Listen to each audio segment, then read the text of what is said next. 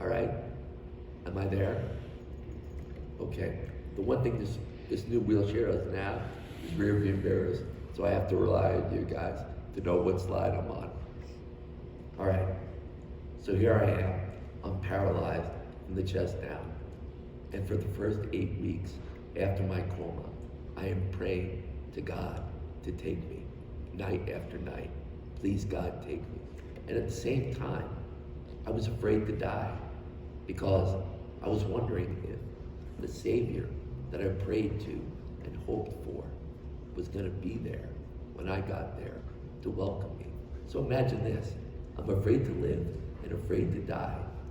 Paralysis of the body and of the spirit. If there is hell on earth, I was in it. Something had to change. And I cried out and cried out for God. And you know what? One day, one evening, while getting ready for bed, I darn near got my wish. I had a full body seizure and went into cardiac arrest. They rushed me out of Good Samaritan, out of Helen Hayes, down to Nyack Hospital. I got there and I felt that at any moment it could be my last.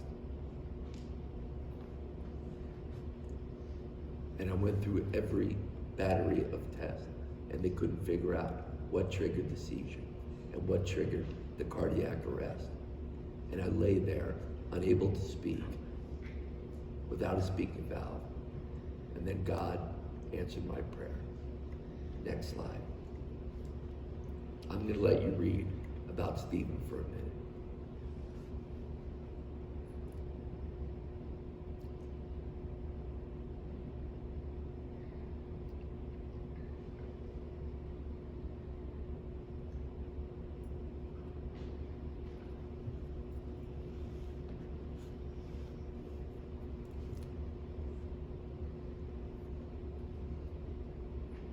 And give me a head nod when you're done.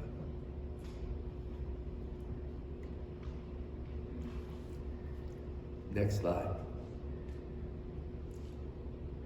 It is only in silence that we can hear the voice of God. Now think about that. Let me take that back down and let's talk about it from you to me and me to you. Our cell phones dominate our existence. We are always on them, always buzzing, always needing and wanting stimulation, putting up our Instagrams and wanting a response.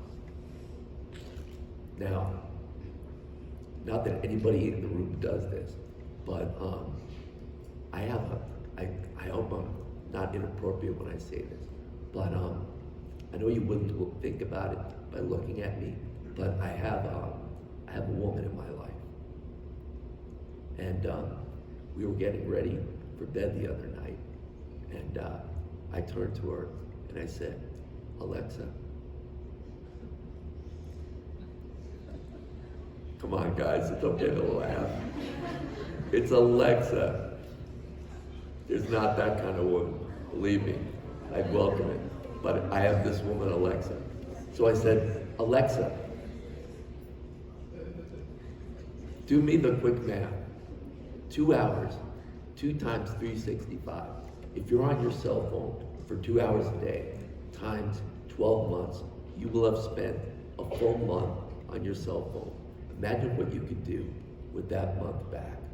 Imagine what you could do in the silence. So back to the silence. Stephen said to me these words, and I'm going to reenact the exact conversation. Because Stephen was straight, invented, and so was I, and I couldn't speak. Shh. Billy, God has a plan for you. Shh. Your work is not done. Shh. When you're better at the end of your rehab, you have a significant role to play. And then finally, shh. And Billy, don't ever forget, shh. There will be life. there will be life. There will be life. And all I could hear on my end was the ventilator filling up my lungs with air. Shh. And I'll tell you the truth, if I'd been able to speak, I would have had a million questions. Stephen, what about this? What about that? And I would not have been able to hear God's message. Because as sure as I am sitting in front of you today, I swear to you, my young friends, the words were coming through him. They were not coming from him. Stephen was the bearer of God's message.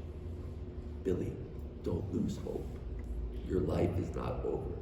God is calling you to live and to be his message. And I couldn't imagine what purpose I could serve.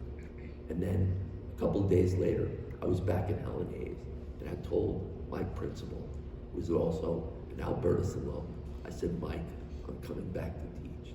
And he said, great. And the next person I informed was my speech therapist. And she said, Billy, next slide, please. You've got one big problem. You can't breathe.